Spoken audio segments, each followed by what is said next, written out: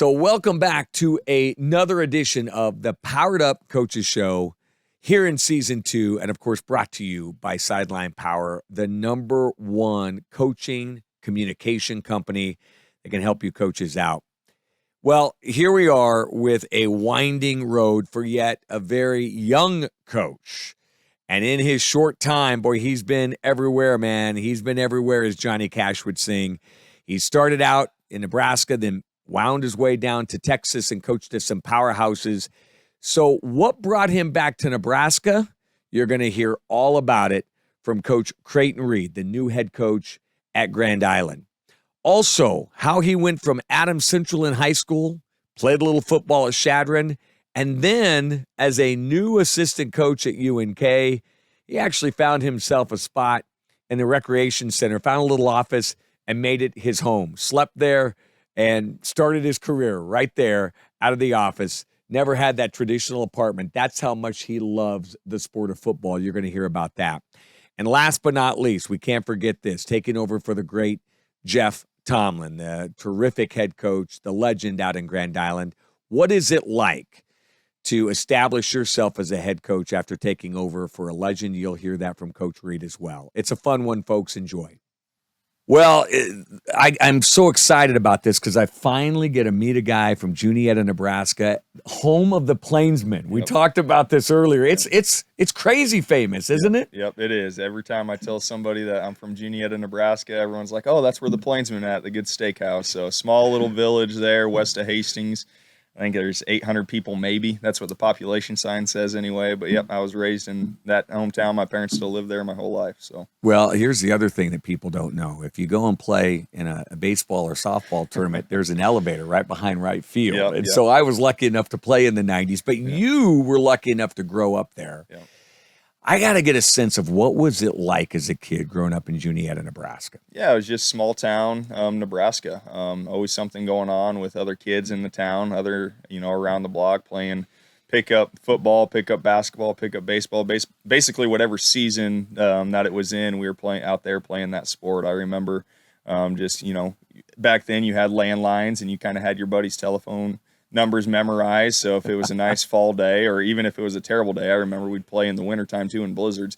You call up your buddies, see if they want to go out and play football or whatever, and you'd meet in somebody's front yard, backyard, at the park or whatever, and just strike up a game. So it was fun. Everybody knew everybody. My dad was a police officer in Adams County, still is. So I had to make sure I behaved because he'd be driving around and he knew everybody around there too. But just small town Nebraska, everybody knew everybody. I love it. And by the way, you'll never forget those landline phone numbers. I still remember Tommy Anderson's phone number because that was the deal. You called, you said, let's meet somewhere, and you picked up a game. What was the game that you most excelled at early?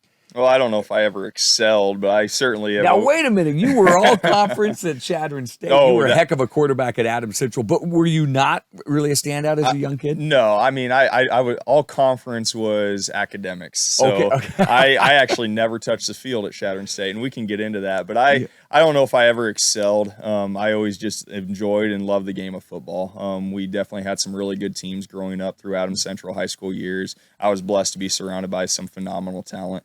So that's kind of what made us successful.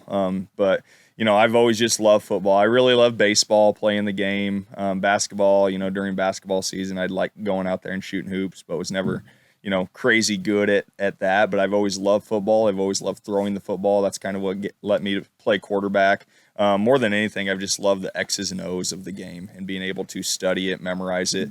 I remember growing up, our mom and dad wouldn't let us play like Call of Duty or any war games, just because of the violence. So that's kind of, it's silly, but that's kind of how I fell in love with football is we'd always play like NCAA.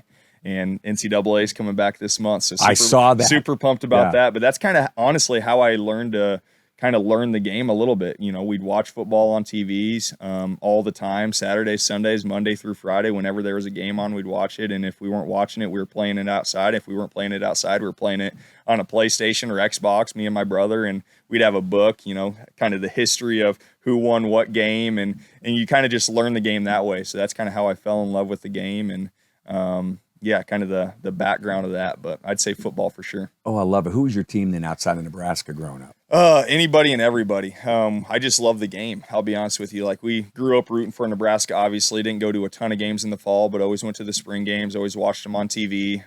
Diehard Baylor fan now. Obviously, all my money went there from my wife graduating there and me working there. So we're Baylor Bear fans. But I just like good football. I liked. I'd say back then in the high school years, I honestly was a pretty big Baylor fan because of the offense. We had no ties to Baylor at all, but Art Briles and what he was doing offensively there was eye-popping to me, and just the numbers they put up. And that's kind of what I started to follow in the coaching world, was just kind of that offensive system. And there's a couple offenses out there in college that are still doing some of the same stuff. But I'm just a fan of good football, good coaching, good football, good X's and O's, and whatever's on TV. If it's a MACtion game on Tuesday night, I'm probably watching it. My wife gets sick of me.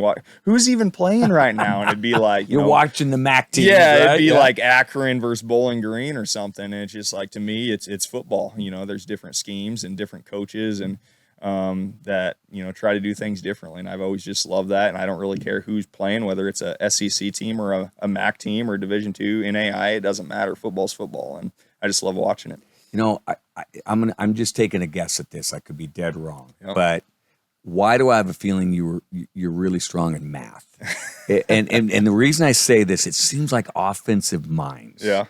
Would be an engineer or a math teacher or something like that. Am I wrong on this? Oh yeah, my parents, if they watch this video, they'll be like, "What? How did you get them to see that?" My head football coach was Bill Carlin at Adams Central, and he was actually our math teacher. He's a legend there, and a great math teacher. But I've always actually struggled in math. Yeah, that's funny. Me too. I've never been good at it, but just the football stats, that math, I'll eat that up all day, every day. I want to know every little detail, from percentages to the craziest thing. And it became even more so in Texas, just the way we did quality control on Saturday mornings from our previous game. So that kind of math, yes, I'll eat that up. But the other math, I struggle with it. Have zero desire to ever get into that again. So when you were on the sandlot, playing in Juniata, were you always the quarterback? Were you the guy that kind of gravitated towards that? I think so. Yeah, I don't really remember ever wanting to ever play another position, or really being good enough to play another position. I'd say if I did have one talent, it was throwing a football.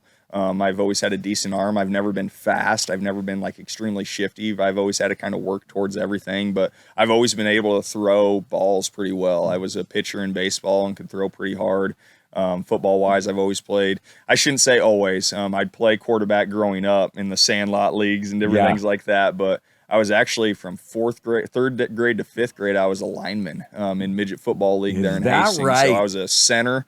And I was a defensive end. So defensive end, I tried to mimic my game off of Dwight Freeney of the Indianapolis Colts and have that spin move in there. And my dad was a center at Minden High School when he was in high school. So I guess I just fell into the center role. That's where the coach put me in midget football. So I learned that side of the game. But once I got into seventh grade, at Adams Central, I dove all into quarterback, and eventually that's just what I ended up playing throughout high school and then into college. I'm always curious, though, because I'm spending a little time on this, because there's something about a quarterback. When a kid decides to, or gravitates or fills that role of quarterback, there's an inherent leadership role, right, that goes with that. Yeah.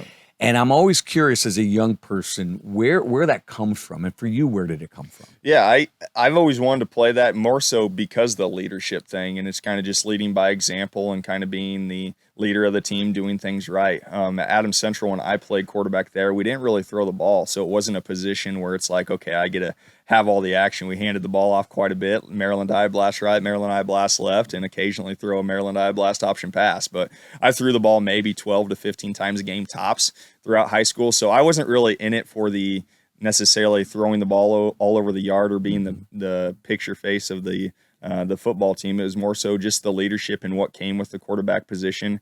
And I've always kind of just loved the idea of being a leader of a team, being able to see the whole field, doing things right. So yeah, that's kind of why I fell in love with the game, or that position per se, was just to be able to be a leader. Yeah, and you guys had some great teams at Adams Central. Yep. One of the things that always intrigues me about a school like Adams Central is that there are kids coming from everywhere. You came from Juniata. It's kind of that rural, right, district. Sir. Yeah. Yes, sir. And yet somehow, some way, you guys have to come together. It's not like at Ashland Green where these kids maybe play together since second grade, all in the same community. You have a few folks that come in. How's that done? And how did your leadership help with that as well, with that group that you had? Because you guys won a lot of games your junior and senior year. Yeah, I think, my freshman year, freshmen didn't play varsity at Adams Central, but I got to be a ball boy or do stats. That's what, they normally pick like 3 or 4 freshmen to help with that and go on all the roads. And my freshman year, which would have been, I think, 2009, it was probably one of the greatest Adams Central teams of all time. Went to the semifinals, lost to Aurora. That's when Aurora had like Brock Meyer, Rodriguez on the line. Like, I just remember being in awe of that senior class at Adams Central. So I think a lot of it falls back on tradition. Wanting to wear that jersey when you become, a junior, a senior, those little kids looking up to you. I think it's just kind of a tradition and a work ethic that everyone kind of just buys into, whether you're from Juniata or Hastings or live in, a farmhouse, wherever it is. Everybody kind of meets at Adams Central, which is kind of in the country. And, it's not a small school, but it's kind of just in the, east of Juniata, west of Hastings, is kind of just out there on the highway in the middle of nowhere. And everyone kind of just meets there. And once you get there, it's just, you feel the Adams Central football tradition and the powerhouse that is. And 3 out of 4 years I was there, we were semifinalists, never made it to the state championship game, but we're always there. And it's kind of just, following in the footsteps of legends and almost being on the shoulders of giants. It's not about you. It's about playing for the guys that played before you, playing for the guys that are playing after you. And while you have the privilege of wearing that Adams Central football jersey and being part of that program, that you're just upholding that jersey and that culture to the highest standard possible. And it just eventually gets passed down. Yeah. Look, there's been a lot of schools, though, that have had long running traditions. And at some point, something happens and a school may lose that. Yep. One of your first lessons, it sounds like you learned as a coach, even though you didn't know at that time you were coaching. How did they reinforce this tradition? How did they make sure that you guys understood it so that it continued and you had that sustained success? Yeah, I think it was just kind of buying into the weight room and being with each other. You can't build relationships being on your phone or being in your basement, playing video games or whatever. Just during the summers, we always had summer weights and everybody was always there and you built that relationship with them. But Coach, let me ask you something. I get this from everybody. Yep. And it sounds so easy. Get them to the weight room, spend time together, work out together, and boom, you got a championship team or you've got a really good team. Yeah. Why is it not that easy, though? Just because there's so many other distractions that are going on throughout the summers. It's not easy being a high school football player anymore. Like there's, you're not getting to go on vacations as much per se, or go hang out with your buddies or sleep in. It's convincing kids that the hard things are actually what's good for them. And I think, when the coaches aren't the ones preaching that and it's the players preaching that, that's where the great teams are formed. So I think every coach will preach that, but it's actually the teams that are player-led and the players that understand that, how important the weight room is, how important culture is, how important team camaraderie is in the locker room as well, and just building those relationships throughout the summer and then taking off in the fall. Those are the teams that excel, because you can't just start in August and be like, okay, we're going to have a good football. Oh, it's August. Okay, time to strap up the pads. Like, football season is really like a year-round thing. It's not a year-round thing, but it is at the same time. Like, you have to live together in the summer, in the winters, in the spring, in order to have that good relationships. I mean, it's just like a marriage, or it's just like, having a relationship with your buddies. Like, in order to have that relationship, you have to continually pour into each other and know who each other are, and make sure you're communicating and talking, and eventually something deeper than just, oh, he's my teammate forms. It's, oh, he's my brother. I would do anything for him. I love him. I will lay my life on the line for him come August, September, October, because we went through hell December through July. Mm-hmm. So, what gets me thinking when I hear you say this is, I know every, basketball coach, Ashland's won, we're here in Ashland, and they've won, Ashland Greenwood's won 2 state championships. I know Coach Mose would say, camaraderie is important, but it seems to be even more important in football. And tell me am I right? And if I am, why is it more important? Well, I might be biased towards it because I'm a football coach, but I certainly think it is, because football is the ultimate team sport. You got 11 different battles going on in the field at one time. And, it's you got to do your job. You got to win your battle, but you're also putting trust that somebody else is going to do their job. And there's just so much action going on at one time. You know, basketball, you got 10 guys on the court. Football, you got 22 guys on the field. Wrestling's individual. Now there's team aspects to it, you know, obviously the training and everything like that. You know, baseball, you got 9, but most of the time, you know, the ball's going towards one guy. There might be a double play, but there's more so just a lot of individualism to it. Now, again, fans of all sports, love all sports, but I feel like just football, there's a team camaraderie to it where it's just, you know, it's such a violent game and such a long season, a stressful season that you have to have trust within the locker room and, you know, have faith in one another. The coaches have to trust the players have to trust the coaches have to trust the coaches, the players have to trust the players. There's just so many different egos, tight, you know, personalities within a locker room, a football locker room. You got 100+ kids, all those coaches that have to come together in order for something to be great. And I think, you know, there's some bad examples of that happen every single year, and there's some great examples of it that happen every single year. But I think it's so beautiful when it all comes together and everybody, you know, that team that's separate or has different, you know, personalities or egos, they put their selfish desires to the side in order for the team to excel. And I think that's one of the most beautiful things ever. Yeah. Well, boy, I tell you what, well said. And I think one of the things that you went through after a standout high school career, you go to Shatter. Yep.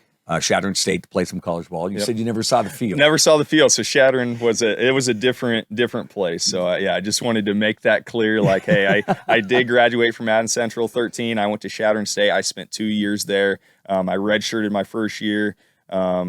Was on the team the second year, but again, I never played the field. I was a scout team quarterback. I got into long snapping and holding and everything like that. Love it. Why that? I mean, just to get a chance to get play? Yeah, I was just looking for opportunities to play. I don't think, you know, this is something I've always taken pride in. I don't think anybody would ever work harder than me than what I did. And at Adams Central my senior year, I think I was 170 maybe as a quarterback. In my second year at Shatter State, I was up to 210 and a solid 210. I just kind of bought into the weight room.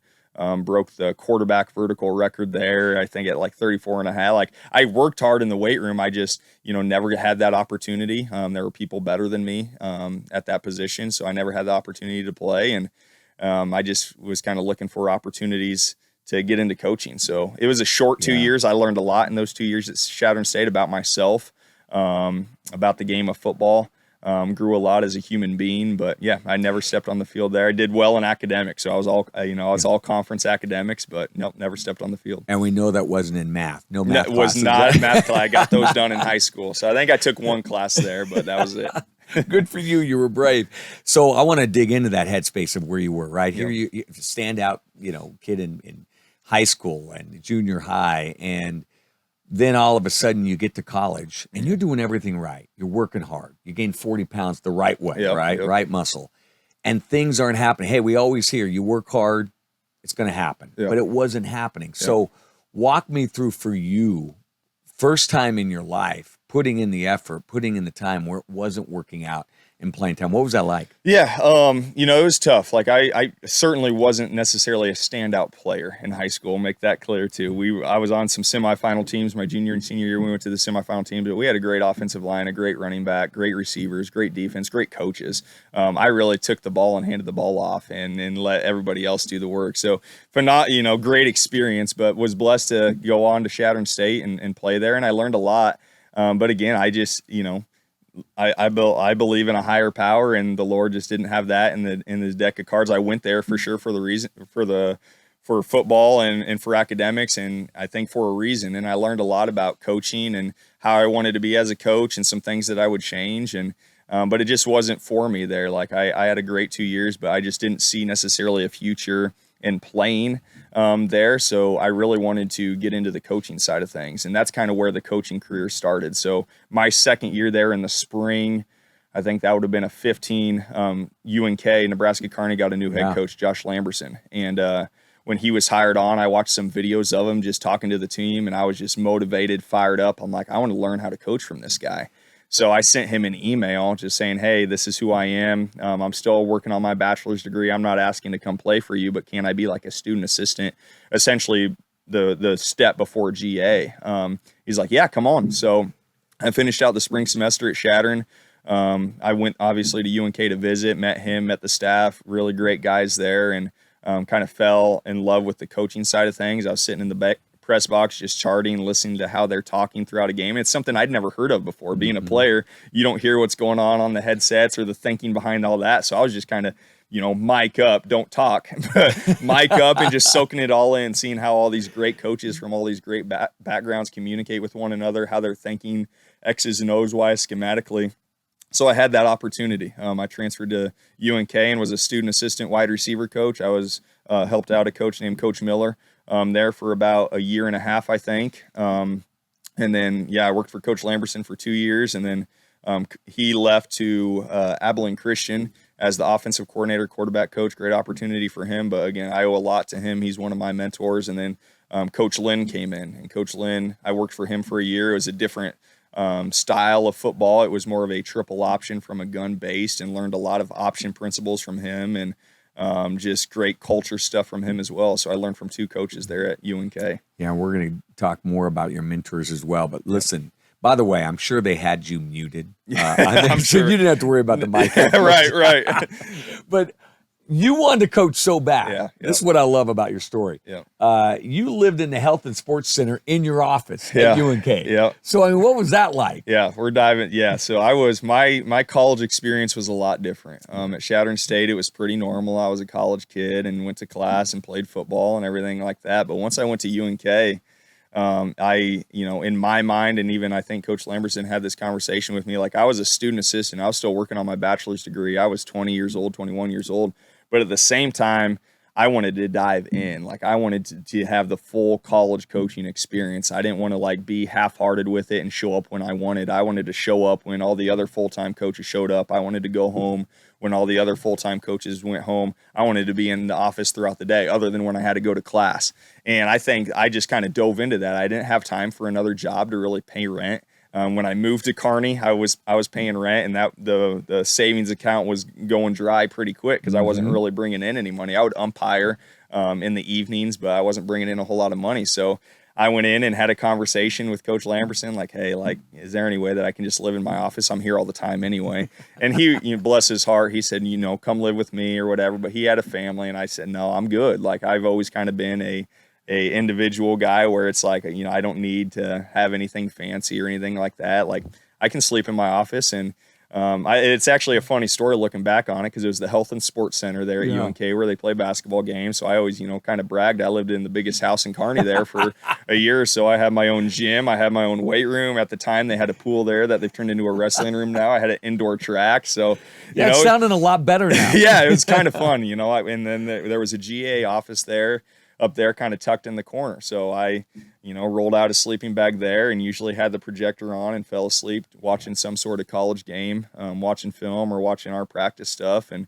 it was a unique couple years. I was 21, 22 years old, but living in the Health and Sports Center and kind of just soaking it in from a lot of college coaches who I have a lot of respect for, and kind of just learning the game of football and what it was all about at the college level. Man, you talk about commitment. Grand Island is getting a committed guy, and quite frankly, a little bit of a football nerd, which I really, really like. Yes, sir. Yes, sir. So you get to Texas. Yep. How do you go from Kearney to, when you think high school football in Texas, and I want to ask a few questions later on about this, but my goodness, it is the pinnacle, right? I mean, football in Texas, big, big deal. And it's a huge deal in Nebraska, too, but a little bit of a different level in Texas. But how'd you make that transition from Nebraska to Texas high school? So this is where I should have led off with this, but I have the most amazing wife and most amazing family that allow me to do this. Shelby is my wife. She's a speech pathologist. My daughter, Kinley, which she has no idea what's going on right now, and my main man, Tex, who's our dog. But my family is extremely flexible with this work, and they understand, and Shelby's an amazing wife. I don't want to put a label on her as a coach's wife. She's my wife, and she understands the profession and, has a lot of, and we talked about that on our first date because we started dating at UNK when I was a GA. So our first date was to Sonic for half-price shakes that ended up being full-price shakes, which almost broke the account there. But so she was kind of thrown into the fire from day one. She kind of knew what she was getting with me. With the whole coaching deal and not being able to see me much. I mean, a week before our wedding, I was up in Wisconsin recruiting in a blizzard. And that was a week before our wedding. So she kind of has allowed me to do this for a living, and I love her to death for that. So I just wanted to give her a shout out with that. But so we went from UNK to Texas essentially because of Shelby. While I was getting my master's degree there, and she was just finishing up her bachelor's degree, and there was a professor that she worked with at UNK that got a job at Baylor. And she contacted Shelby about going down there and getting her master's degree from Baylor in speech pathology. It was an accelerated program, which was appealing because she'd be able to get working a little bit quicker. And I just told Shelby, like, hey, you're going to be following me around, our whole lives with this coaching deal, most likely. Like, if this is something you want to do and pursue, like, I'll honor you in that, and let's check it out. Let's pray about it. So I quickly got on the computer and typed into Google FCA Waco, Texas, because I knew I didn't have Coach Rule's number. I couldn't just call him up and be like, hey, you need a GA wide receiver coach. So got in contact with the director there in Texas with FCA, or director in Central Texas and FCA, Ben Johnson, and shot him an email. He responded really quickly and said, hey, come on down, visit campus. I got a position open for you. Stay with our family. So just blessed by the Johnson family there in Waco. But we went down to Waco, fell in love with Baylor, fell in love with Waco, fell in love with everything that Central Texas had to offer. So we decided to pack up the bags, and that August we moved down to Texas. And I was on staff there with FCA. I got to work at Baylor and some surrounding high schools there, and that's kind of what took us down to Texas. Yeah, I'm telling you, folks, this is a great way to build a resume and to learn, because we're going to go through this. So even though you're not in coaching that year, you're in FCA. Yep.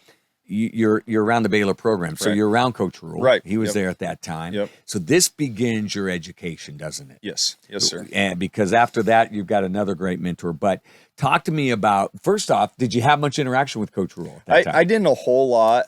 We did FCA on campus there every Monday night. There at their indoor facility. So I got to know a lot of the players that were on the team that came to FCA. One of the coaches that was really involved with FCA was David Wetzel, and he's still there. He's a former high school coach, actually at Reagan High School, which is where I coached at. Right. He coached there, and then Matt Rule hired him on at Baylor. So Wetzel, that's kind of my Texas connection there at Baylor, who was really involved with FCA and who I got to know pretty well. But Coach Rule, I had some interactions with him. I was around practice, sometimes just watching, but I've always been that guy that I don't want to go up to somebody and bother him. He has so many other things going on. So got to know him, got to watch him, learned a lot from him, even though he may not know it. And just kind of watching the way that he handled practice and everything. He was always welcoming, shaking my hand or whatever, but he's that way with everybody. So what's one thing you learned about watching his practice that you have taken today? Just how organized and structured it was, and how everyone kind of just knew their job. If you go to a practice, I'm sure it's the same way at Nebraska. I haven't been there yet, but every single coach, every single player, every single water boy, ball boy, analyst, GA, everybody knew their job and was doing their job, and it was structured so well that it just had a great flow to it. You didn't feel like there was a whole lot of wasted time. Everybody knew what they were doing. They were bought into the system. Whatever Coach Rule wanted done, like everybody would just do it and was bought in with it. So that was really appealing to me. So great lessons learned. Now, I know FCA filled your heart and you loved it, but there was something calling you to coaching, right? Yep. Walk me through that decision to get back into it.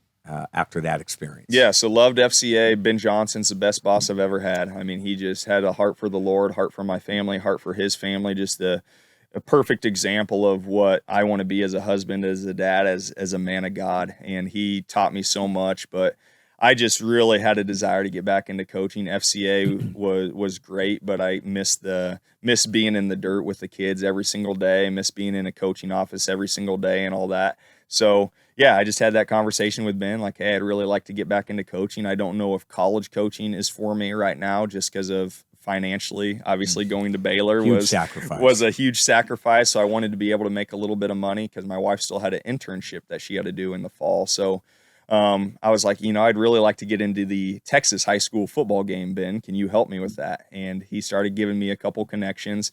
I'll be honest with you, I've never had a desire to teach or be a teacher. That's kind of the reason I was going the college route, was because, coaching is teaching, but I've never had a desire to be a math teacher or a science teacher or a history teacher or be in a classroom. I've always had a desire to be a teacher, but of the game of football, of life, of different things like that. So I told Ben, I was like, this might be a far stretch, but I don't really want to be in a classroom. And in Texas, there's, usually your head coaches are the athletic directors, athletic coordinators. Usually your offensive and defensive coordinators are some sort of role, but it's not necessarily in the classroom per se. So I was like, well, if there is something I would teach, it's PE. But a PE is a really tough job to get in Texas because a lot of the longtime coaches have PE jobs. But again, the Lord opened up the door. There was a PE job in Lake Worth, which is just west of Fort Worth, a 4A school, which is probably equivalent to a Class A school in Nebraska. We had about 1,200 to 1,600 kids probably. Mm-hmm. So yeah, it was a small little, not small. I mean, it's a decent sized school, but up there in Fort Worth. So I moved up to Fort Worth, and I got a quarterback job and pass game coordinator title up there. So my wife and I moved up there. That was again a connection through Ben Johnson. The head coach there was Tracy Welch. He was a longtime coach at Copperas Cove, which is a powerhouse south of Waco. They had Charles Tillman, RG3. Couple big time names. He was, he's a very successful high school coach there. So he gave me the opportunity to come on. His coordinators were both at Copperas Cove for a long time. So coached a lot of great players and a lot of experience. So I moved up there. Ben helped me get that job, taught PE there. Coach quarterbacks, had a great 2 years there. We made the playoffs both years. It was kind of a rebuilding program. They hadn't had a ton of success there, and Coach Welch came in and kind of started the rebuild, and that was kind of my first taste of Texas high school football. Oh, man, and I want to hear about that. But before we do, this narrative really starts, or your career really kind of starts going on a path, because you guys put together a really successful offense at that 4A school at Lake Worth, right? Yes, sir. Then you move on to West Texas. You go to Odessa, a team that had not averaged more than 7 points a game in the previous years. You come in, they averaged 32 points plus per game. Yes, sir. And all of a sudden, you end up at San Antonio Reagan, which is a powerhouse in Texas, and you spend 1 year there, correct, in 2023, which then gets you to Grand Island. But here's your path. I mean, all of a sudden, you're starting to become what, in my view, is an offensive guru. I mean, a guy that really knows how to coach. Well, now, wait a minute. 7 to 32 points, turning around an offense. What is it? How do you build an offense? Look, defensive coaches that come in and kind of turn defenses around, it's toughness, and it's simplifying a lot of times. How do you turn around an offense? How do you take a team that's struggling offensively and say, we're going to score a lot of points? I think it's getting the kids to buy in and the coaches to buy into the style of play. So when I went from Lake Worth to Odessa, had the opportunity at 25 years old to really just kind of start doing my own thing. Like as the offensive coordinator, okay, this is our offense, this is what we're going to do.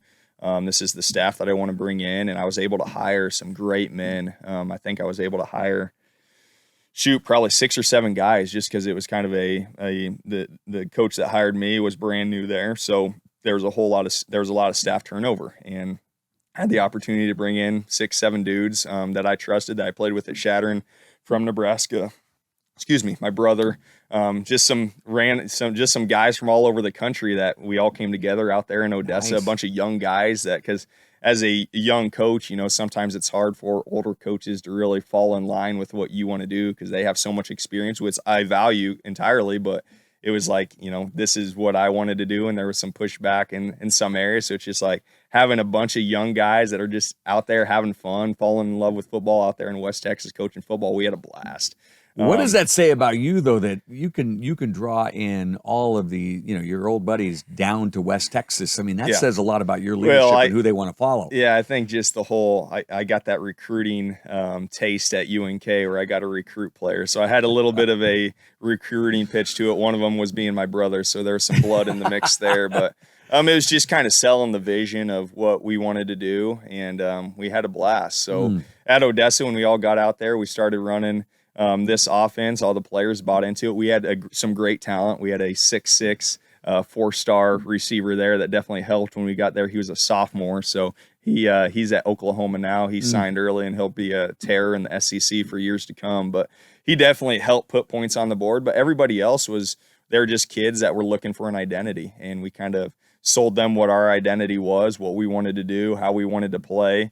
Had a lot of meetings, got them to buy into the system, and as coaches, we all kind of believed in it and bought into it. And yeah, in year one, it was a really good marriage. We ended up scoring a lot of points. Now, there were some games where we didn't score as many points, but we were really, really successful. We were creative with what we did. We didn't necessarily have the most talent in the world, but we got the most out of our kids. What was your identity? Well, we used the Braille system, so we played very, very fast. We spread you out sideline to sideline. We had a vertical run game, and we took shots, and we allowed our playmakers to make plays. We wanted to create one-on-one matchups, and then our receivers just kind of had a kill mentality. Like if they were one-on-one, then they were going to win, and they kind of had just that mentality. And my brother coached receivers and did a really good job there. And our offensive line was coached really well. We had the best quarterback coach in the nation, in my opinion, coaching our quarterbacks. So it was just, every single position group had a really good coach coaching them that kind of had an identity within themselves, that all played at a high level in college. And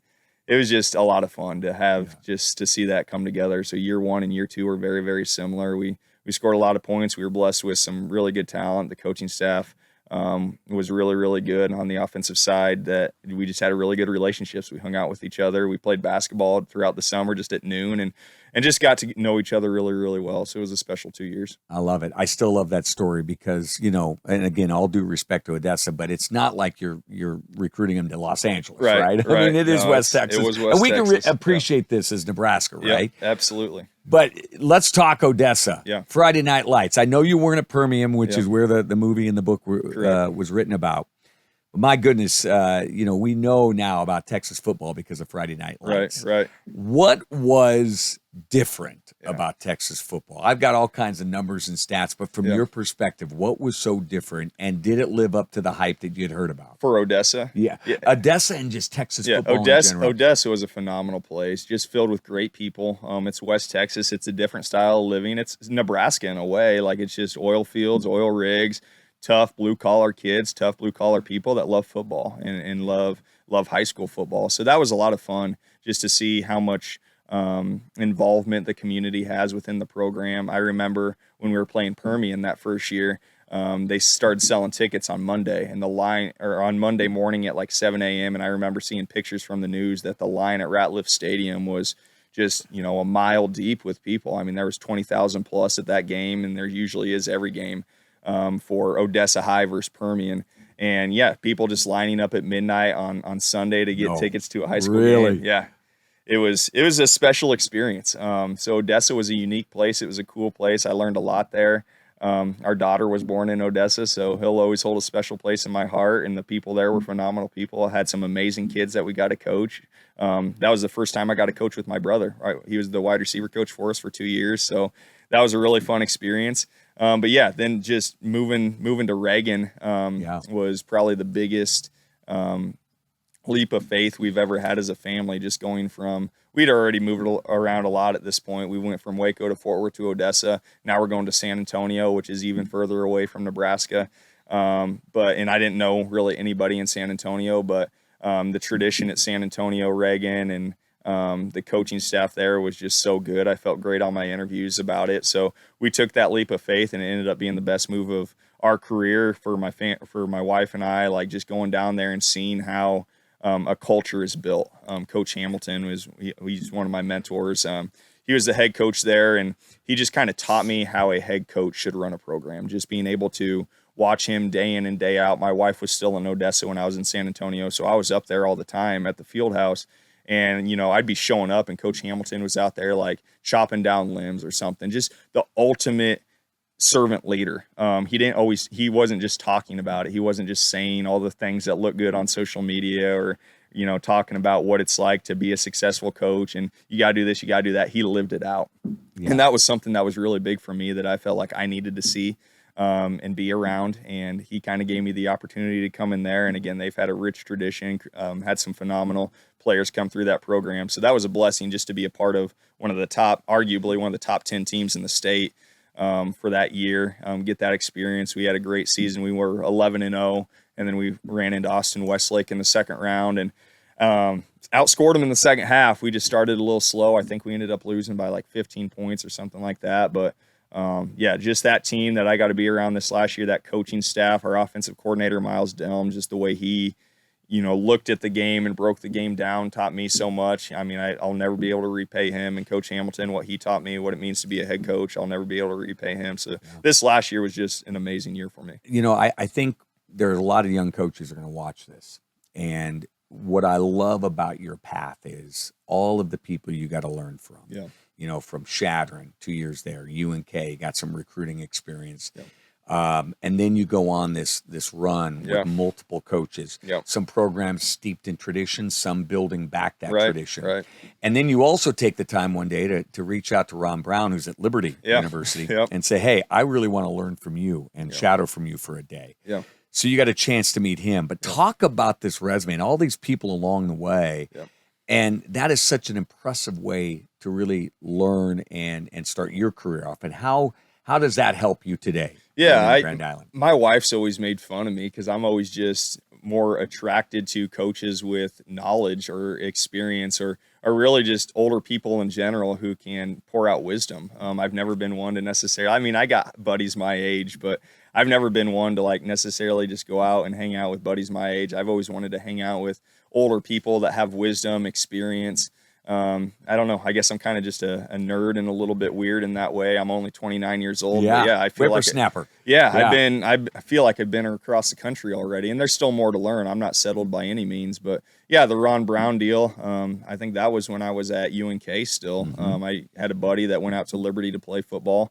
And Ron Brown was out there coaching receivers, and I always looked up to Ron Brown. So I found a way to fly out there and get connected with him and learn how he coached and the way that he did things. So that was just an awesome experience. But I think just always being a student of the game, always learning from other people is how people become successful. I don't think there's anything that I'm going to do that's going to reinvent the wheel by any means. I think most successful coaches steal things from other coaches and kind of form them into their own language or into their own culture or into what they want to do, and they kind of take off with it. And I've always had a great desire to be a head football coach at a young age. My goal was always to do it before I was 30.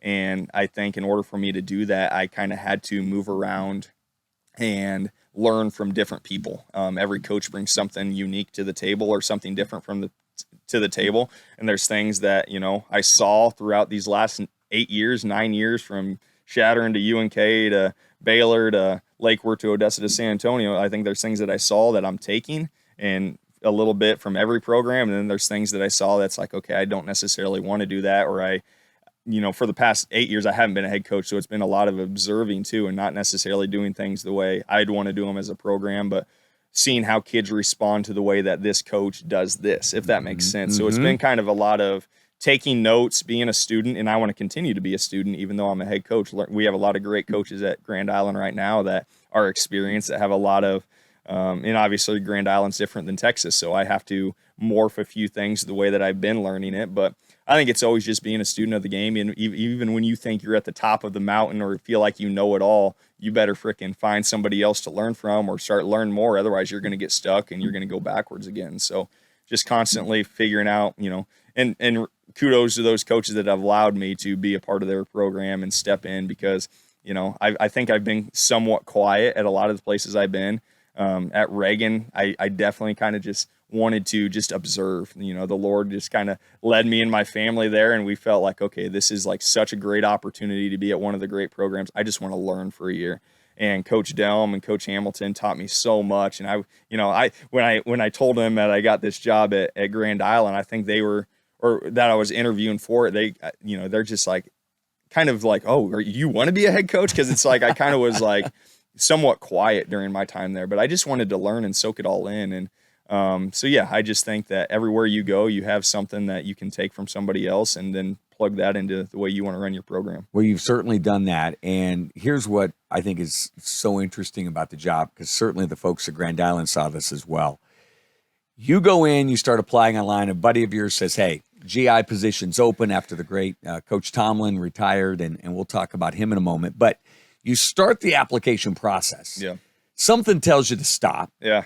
And all of a sudden, it's out there, and they see it at Grand Island. The athletic director calls you and says, hey, keep going here. Yeah. We want you to apply for this thing, which is great. Yep. So tell me a little bit about A, why you stopped, and B, what they saw in you to say, you should apply for this thing. Yeah, it was a crazy process. It was a long football season. Like our move from Odessa to San Antonio, I think I moved to San Antonio, and I lived with Coach Hamilton, the head coach, for a couple months before my wife even got there. So really, it's 2024 now. These last few years have all intermixed with all the moves. I understand that. I think I moved to San Antonio probably in April or May of 2023. My wife didn't get there, I think, until July. So it was kind of back and forth. And it was just a lot on us as a family. Just, it was really hard being apart, having a little girl. A lot of sacrifices my wife made to make that happen.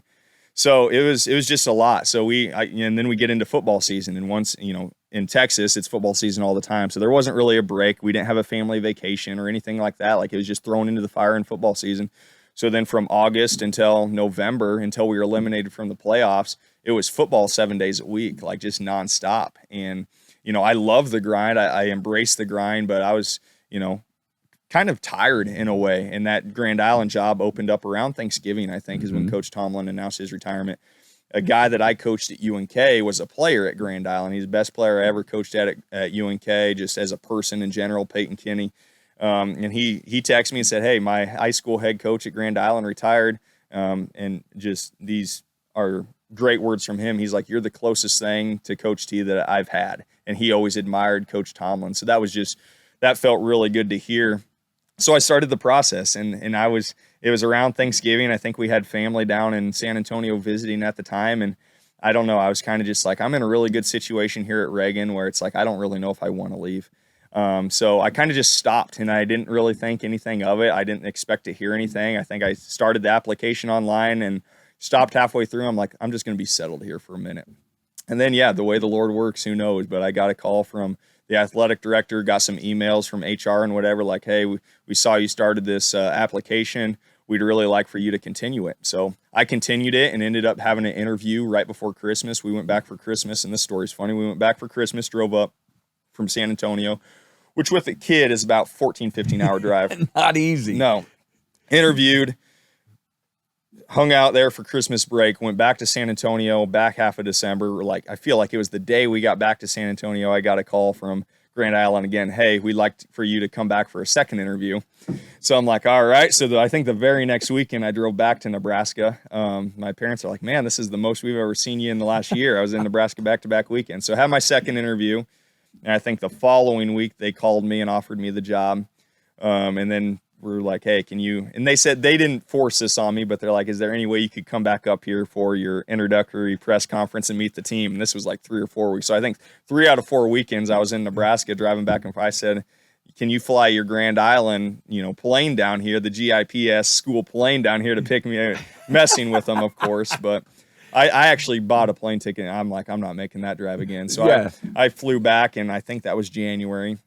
Had the press conference, met the team, met a lot of the coaches, and it was kind of, that was kind of it from there. What do you think they saw in you? I mean, they see this application.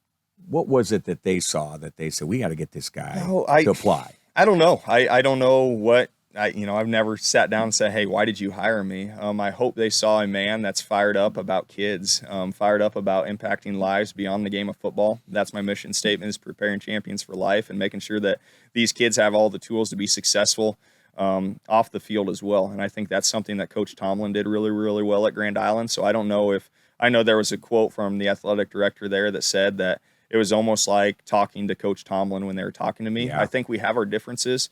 And at my meetings with Coach Tomlin since I've got there, I'll never forget, I sat down with him in his office, and I said, like, keys to success, what do I need to do? I'm 29 years old. I'm dumb. I'm going to make mistakes. I'm going to fall on my face. What do I need to do? And the first thing that he told me was, be you. And moving back, I have felt that pressure, and I think that kind of took boulders off of my shoulders. Hearing that from him, he's been there for 20 plus years, built a Mount Rushmore of Grand Island football. His face is on it. A lot of the people that he coached and have on his staff would be on it. So I've kind of felt that pressure of living up to his standards and filling his shoes. But he just said, be you. You don't have to be me. I want to do some of the things that he did to have success because he did it the right way. But at the same time, through these experiences that I've had in college in Texas, like I have a way of doing things that I feel like will work. And so, yeah, I hope that they saw, just someone that's wants to impact kids in the right ways, and that I'm young. I have a lot of energy. I have a lot of fire. There's not a whole lot of people that I feel like will be able to show up day in and day out and pour into these kids as much as I will. And I kind of sold that. Like these kids are going to be like my own, and my family is going to be a part of the Grand Island football family. We're going to buy into the culture here. We're also going to bring some new ideas to the table and see where this thing goes. Yeah. One of the things I think is such an advantage for Grand Island, tell me if I'm right or wrong on this, is that even though it's a big town, 50,000 plus now, yep. and you've got Grand Island Northwest and GICC, but it's still a community with kind of borders. Yeah. What I mean by that is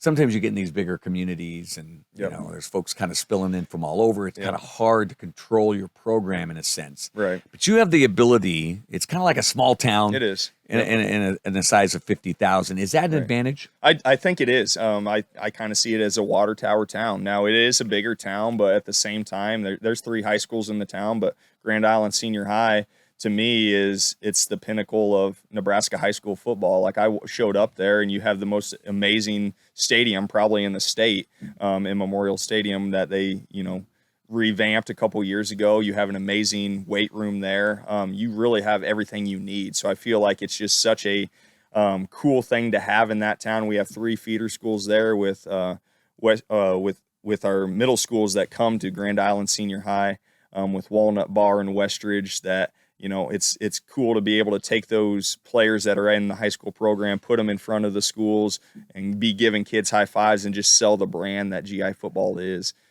So yeah, I feel like it's an advantage. It's not your Lincoln, it's not your Omaha, where there's, could be a lot of movement in different ways. It's Grand Island. You have what you have. It's a 50,000. Grand Island Senior High is the biggest school in the state, but at the same time, it kind of feels small in a way, just because of the way that it's ran through a football program. Like, that football program is a family in itself, and it is big, but at the same time, a lot of the kids that are at that school, when they're involved with football, it feels small and feels kind of like a tight-knit family. Yeah. Well, I'll tell you what, Coach Tomlin, it's so nice, I'm sure for you too, to walk into a program. Last 6 years, yep. GI's made the playoffs, had that runner-up state championship in 2018. Yep. But you can walk into situations where things are broken, right? And you can walk into a situation where the car's in pretty good shape, right? Yep. And you've been at both, right? Yep. You've walked into situations where the offense just wasn't, functioning the way it should be. The advantage of that, from your perspective, that you can build on something. Yeah, it was like, like I said, when I got here, Coach Tomlin left the cupboards full for me. It's a great program. It's in great shape. There's a great coaching staff in place. There's great kids. The hard part is, there's advantages to rebuilding programs, and then there's, advantages and disadvantages to taking over programs that are already good. And I kind of felt that in this way, where it's been hard. I moved from my San Antonio probably in March, I think, just to get up here and get going, because it's like, okay, it's in good shape, but it's been done the same way for the last 20 some years. And I'm not going to be able to just mimic that. Like, I can't just be Coach Tomlin. So I had to get up here and kind of feel the way things were out. And, it's when you come into a program that's already built, like Grand Island is, that's always in the playoffs. They're a top 10 team in the state year in and year out. Everything you do in some ways is like, why are you doing it that way? Why are you doing it that way? We've done it this way. It's successful. Why are you changing? So that's kind of been the hard part to coming into a program like that is, okay, Grand Island's always successful. 2018, they were state runner-ups. So why do we need to change anything different? And the way that things have been done so well, where it's like, I could see why you would ask that. And from my perspective, it's been because this is the way that I know how to do it. This is the way that my mentors have taught me how to do it, the way I've seen a lot of the things that I'm doing are from San Antonio Reagan and Coach Hamilton, just the way that he's done things. We just went 11-0 in 6A in the state of Texas, lost to Austin Westlake. Like, the way that he did things are pretty darn good, and that's what I've learned from. Whereas I haven't worked for Coach Tomlin ever. I know the culture that he has. I know a lot of the things that he does, but I haven't seen him firsthand. So I can hear about him, but I don't want to be out there pretending to be somebody I'm not and be like, oh yeah, there's traditions we'll honor, there's things that we'll do the same, but at the same time, like, I have to bring in some of the things that I know how to do in order for me to be comfortable in the shoes that I am. So yeah, he set that sucker up to have for the next coach that ended up being me, and it's in great shape. We have great coaches, great kids, but yeah, over the last few months, and I think we're there now. It's kids kind of feeling me out. They're like, they've known the same voice since they were in middle school. They know, hey, I want to go play for Coach Tomlin in Grand Island senior football. Now all of a sudden I come in, I have to capture the hearts of that senior class. I have to capture the hearts of the juniors, more importantly, the seniors. It's like they got 1 year left. They know one thing their whole life. Now who's this new guy walking in here, telling us what to do? So just being able to capture their trust and build relationships with them from day one. That's why I moved up here as soon as I did, just to be able to start that process. And I feel like we're getting there, and we're there now, just what I've done throughout the summer with them and spending time with them. So it's been fun. What a humble man, too, Coach Tomlin, to give you that advice. Just be yourself. So It says so much about him. All right, Coach, here we go. You're an offensive guy, so we're going to switch things up a little bit. Yes, sir. We're going to do 3 questions here. We call it 3 and out. Okay. We don't want to get a 3 and out, right? We got to get this offense rolling here. Right. And so they're kind of out there, these questions, but let's have a little fun with it. Okay. All right, so 1st and 10. Here we go. What formation are we running, by the way? We're running some sort of spread set, 11 personnel. Okay, good. A lot of pressure on the D now, 1st and 10. Here we go. You shadowed Coach Brown, but now you get to pick any coach, past or present, that you can go spend a week with and learn from them. Yep. And again, it could be someone coaching today, someone coached 50 years ago. Right. Who's that coach? Tony Dungy, hands down. He former coach of the Indianapolis Colts, read his book, somebody I've always wanted to meet, never had the privilege of meeting. But Ron Brown and Tony Dungy are the 2 coaches that I wanted to be like when I was a kid growing up. I know he's a defensive coach, so X's and O's might not pick his brain too much on that, although I'd try. But just the way that he mentors players, the way that he coaches, how he uses his platform for Christ and to influence people and make them into better men, husbands, fathers, everything like that, without a doubt. Yeah. All right. 2nd down. That was good. You got 6 on that. You won first down, Coach. 2nd down and 4. Texas. We're just going to go back there for a second. Okay. We know how special Nebraska is in football, and there are some things that, boy, we want to keep those traditions alive. But in Texas, what's one thing about Texas football that you're going to miss? Oh, a tradition, something crazy. Yeah. That's tough. I'll miss the goal of practicing on Thanksgiving. Texas high school football seasons are really, really long. They play all the way up until Christmas time, and I know Nebraska's done here before Thanksgiving. So that's kind of a goal that I've always been shooting for. I've always wanted to do because, all the coaches down there practice on Thanksgiving. So being up here, we're done before Thanksgiving. So I'll miss that. I'll miss Ratliff Stadium was really cool, coaching in front of 20,000 people. San Antonio Reagan was really cool. Just second round of the playoffs, playing teams like Austin Westlake that have 4 and 5 star kids. So just being able to be in that environment week in and week out, I'll miss. But at the same time, Nebraska brings so much to the table as well that I'm looking forward to. And in Grand Island Senior High School, I've heard that they're going to sell out their first 2 games. So, Grand Island Senior High. So we're going to make that place a powerhouse. That's a big stadium, by the way. I love that We're going to stadium. have 10,000 plus, hopefully, at our first 2 games. So get the town to buy in, and it's going to be a great experience as well. Love it. All right, here we go. Last question. I love this question because I know how much you coaches love NIL. But you are in your prime. Yeah.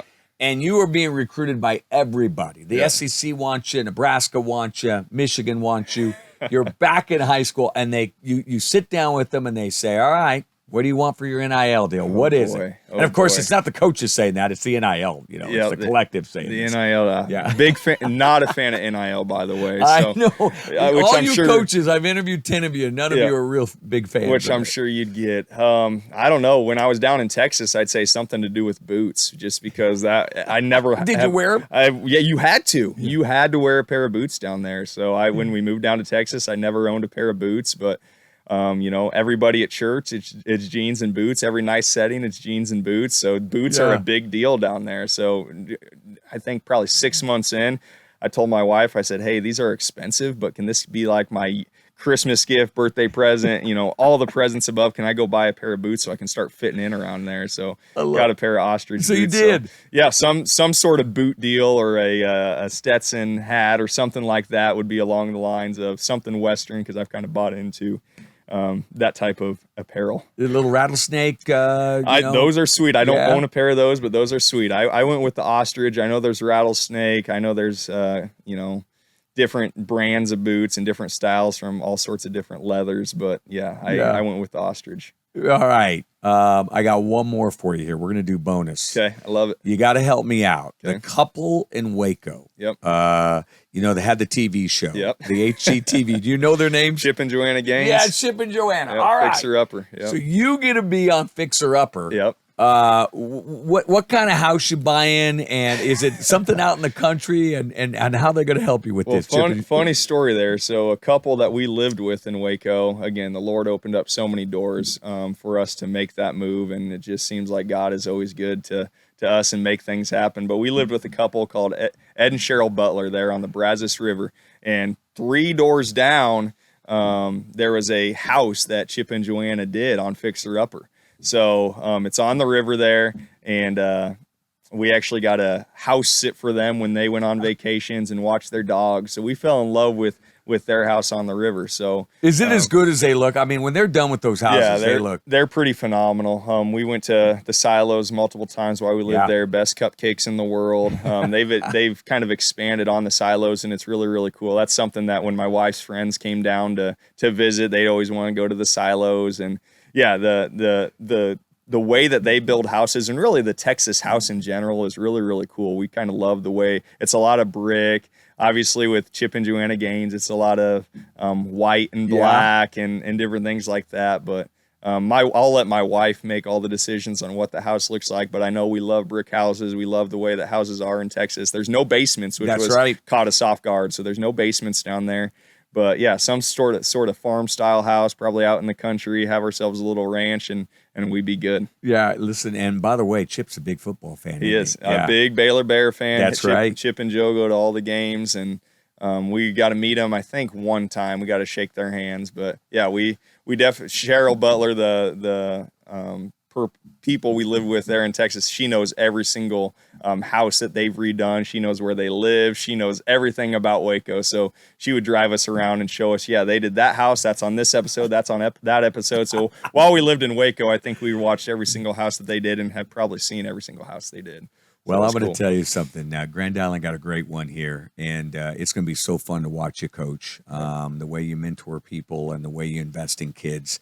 So valuable. So I appreciate the kind absolutely. words. Thank you. And by the way, thanks for coming down just for this morning. Absolutely. Really appreciate it. You got to go out there from Grand Island. Everything east is we're out there in the country, right? So to me, Grand Island West is all West Texas to me. So everyone in Lincoln and Omaha are like, oh, that's the country. I've joked with our athletic director and some people there at Grand Island, like, after games, we need to play the song Country Roads Take Me Home like West Virginia does, just because nobody from Lincoln or Omaha really come over to Grand Island. And to me, that's an advantage. Like us, Kearney, North Platte, just kind of all being out there on our own, and then those teams having to travel to come out and play us, I feel like is kind of cool. And that's another reason I was attracted to Grand Island, was just because it's kind of has that feel of it's out there in the middle of nowhere. So coming over here was an honor and a privilege. Thank you for having me. Oh, absolutely. Well, great things are coming, and so thank you for making the trip. Good luck this year. Thank you. Appreciate it.